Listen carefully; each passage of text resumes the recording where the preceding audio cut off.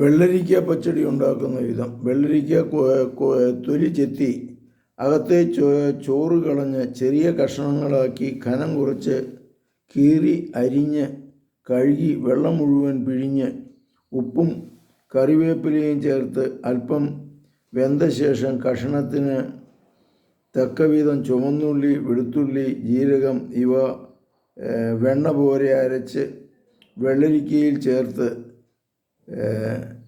ഒന്ന് തിളപ്പിച്ച് വാങ്ങിവെച്ച് കടുകും ചതച്ചിട്ട് തൈരും ഒഴിച്ച് ഉപ്പ് പോരെങ്കിൽ അതും ചേർത്ത് മുൻപറഞ്ഞതുപോലെ വെളിച്ചെണ്ണയിൽ കടുക് താളിക്കുക.